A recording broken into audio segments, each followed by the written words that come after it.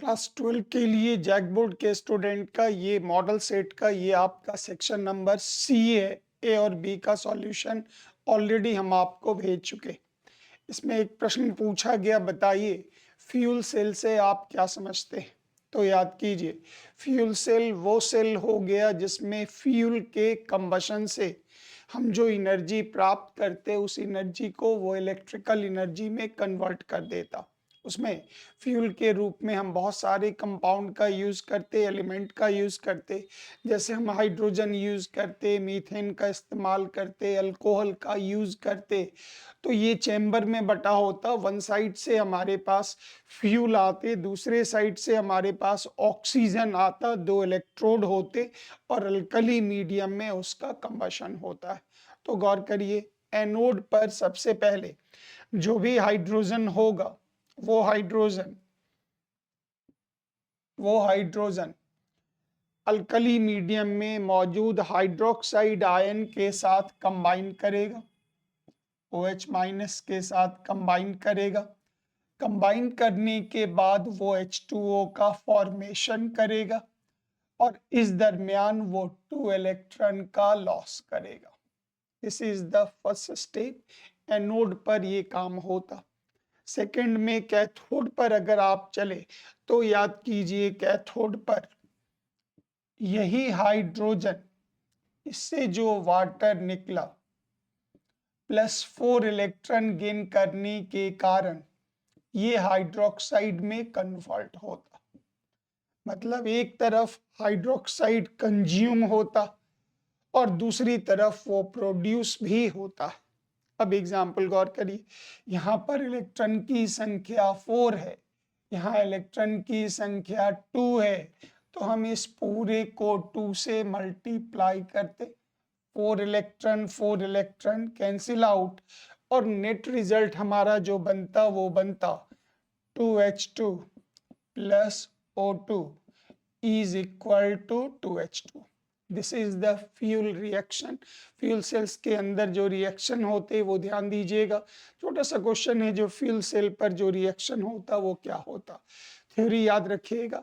Fuel cell एक इस प्रकार का सेल है जो कंपार्टमेंट में बटा होता। वन साइड से हम फ्यूल को इंजेक्ट करते और दूसरी तरफ से ऑक्सीजन इस चैम्बर में आता। यहाँ पर अल्कली मीडियम होता। ये आपके इलेक्ट्रोड हो गए, परफोरेटेड इलेक्ट्रोड हो गए। इन्हीं के कंबशन से आपको इलेक्ट्रिकल एनर्जी प्राप्त होती और इस सेल को नाम देते फ्यूल सेल। फिर से बात याद रखेंगे, हाइड्रोजन कंबाइन करने के बाद अल्कली मीडियम के OH माइनस से वो वाटर का कन्वर्शन करेगा और एनोड पर इलेक्ट्रॉन लॉस होगा, रिलीज होगा। और फिर कैथोड पर अगर हम जाएं तो वही हाइड्रोजन वाटर के साथ इलेक्ट्रॉन गेन करने के बाद वापस हाइड्रोक्साइड आयन का फॉर्मेशन करेगा।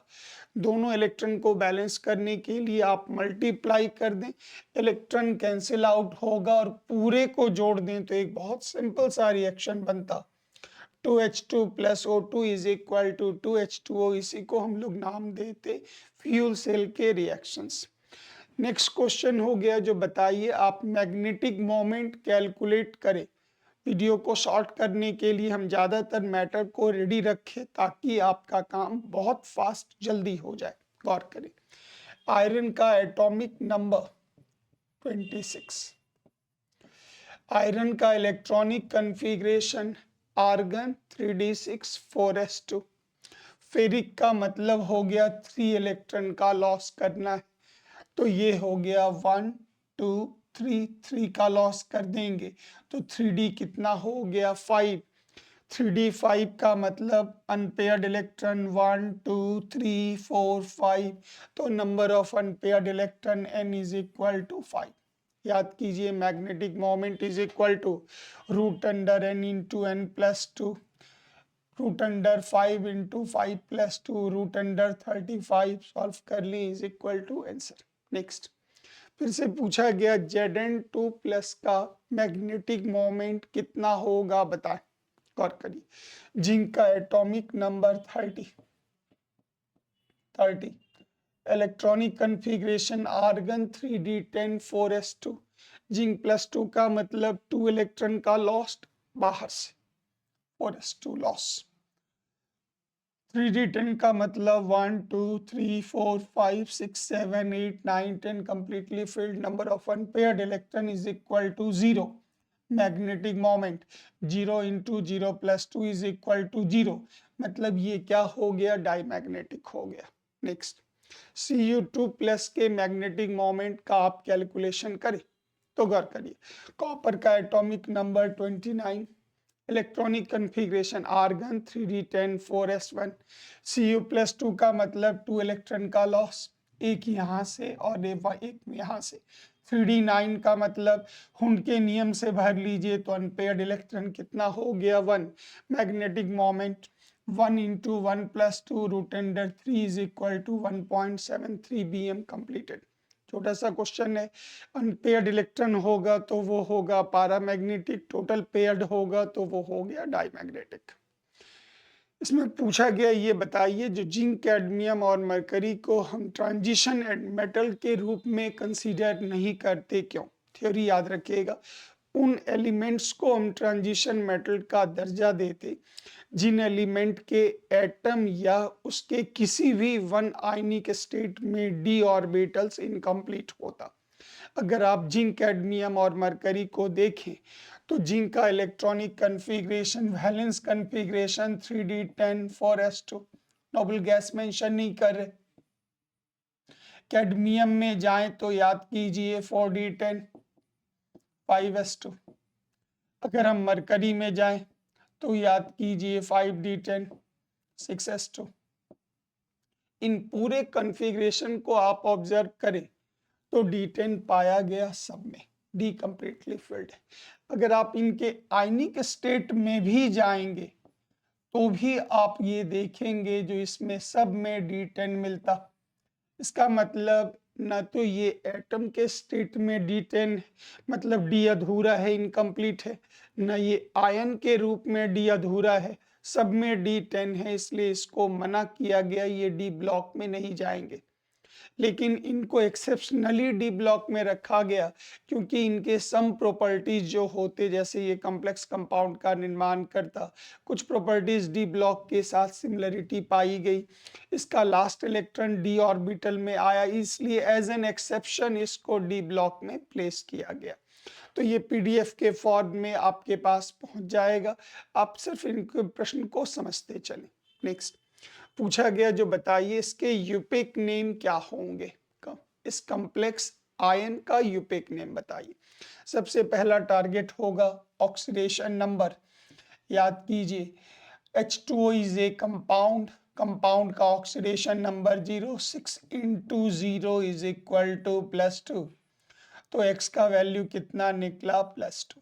नेमिंग पर आए तो याद कीजिए पहले हम नंबर लिखते, फिर लिगेंड लिखते, फिर सेंट्रल मेटल का नाम, फिर उसका ऑक्सीडेशन नंबर। 6 के लिए याद कीजिए ये हो गया हेक्सा। H2O के लिए याद कीजिए एक्वा, एक्वा। Mn के लिए याद कीजिए मैंगनीज, मैंगनीज। और oxidation number is equal to 2।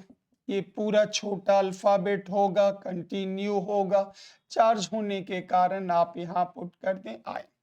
देखने में परेशानी हो तो आंसर को दिया गया ताकि वो आंसर आपको क्लियर दिख जाए। अब यहाँ पर इस कॉम्प्लेक्स के लिए आइए, सबसे पहली जिम्मेदारी होगी ऑक्सीडेशन नंबर ज्ञात करना। Central metal is copper plus X मान लिया, NO2 का -1, Cl का -1, NH3 एक कंपाउंड एमाइन, याद कीजिए 4 into 0 is equal to 0, X का वैल्यू कितना हो गया +2। हमारे पास ये जो कॉम्प्लेक्स है ये हेट्रोलेप्टिक कॉम्प्लेक्स है क्योंकि इसमें एक से ज्यादा लिगेंड, आपको मोर देन 1 लिगेंड दिख रहे। अब ऐसी हालत में अल्फाबेटिकल ऑर्डर फॉलो करना होगा, तो इसका नाम हो गया एमाइन, इसका नाम क्लोरिडो, क्लोरो जो भी आप दें, NO2 का नाम नाइट्रिटो N। तो सबसे पहले तो अल्फाबेट के आधार पर ये 4 के लिए आप डाल दें टेट्रा, AMMINE एमाइन। Cl के लिए डाल दें क्लोरो या क्लोरिडो, NO2 के लिए याद कीजिए डाल दें नाइट्रेटो N, Cu के लिए डाल दें कॉपर, क्योंकि ये कॉम्प्लेक्स केटायनिक है तो इसमें इट नहीं लगेगा सेंट्रल मेटल के नेम में, यहाँ पर आप डाल दें कॉपर। और याद कीजिए ऑक्सीडेशन नंबर 2 मिला तो ब्रैकेट में यहाँ रोमन में डाल दें is equal to 2। This is the name of complex compound. Next हो गया, इस कॉम्प्लेक्स कंपाउंड के लिए यूपिक नेम आप दें, तो याद कीजिए K का oxidation number +1 into 3 is equal to +3। Fe के लिए आपने x माना, -1 into 6 is equal to -6, E is equal to 0, x का वैल्यू कितना +3। अब यहाँ पर याद कीजिए चूंकि ये एक एनायनिक कॉम्प्लेक्स है तो सेंट्रल मेटल के नाम में इट लिखना अनिवार्य है और ये लिखा जाएगा पोटाशियम। पोटाशियम 6 के लिए याद कीजिए हेक्सा, Cn के लिए याद कीजिए साइनो, Fe के लिए याद कीजिए फेरेट। तो पूरे का नाम हो गया potassium hexacyanoferrate. Next आ जाइए, ऑर्गेनिक रिएक्शंस में याद कीजिए किसी भी अल्काइल हैलाइड पर जब आप मैग्नीशियम डालते थे ड्राई ईथर के साथ तो Gr का निर्माण होता था। ये कंपाउंड हमारा है साइक्लोहेक्साइल, तो मैग्नीशियम के साथ ये कंबाइंड किया, दाखिल हुआ, प्रोडक्ट बन गया C6H11, क्योंकि ये तो साइक्लोहेक्सेन है, फार्मूला C6H12, 1 हाइड्रोजन हटा तो ये हो गया C6H11, साइक्लोहेक्सेन स्ट्रक्चर बना लें। This is MgBr magnesium bromide. Next, ये रिएक्शन बहुत फेमस रिएक्शन है, रिएक्शन का नाम होगा हॉफमैन ब्रोमाइड रिएक्शन। इसके अंतर्गत याद कीजिए 2NaBr बाहर, याद कीजिए NH2 ग्रुप कंबाइन किया, प्रोडक्ट CH3NH2, CO जाके जुड़ा, कंपाउंड का नाम Na2CO3। स्ट्रीट रिएक्शन पर प्रैक्टिस करते रहेंगे, अब घर में थोड़ी और प्रैक्टिस कर लीजिएगा।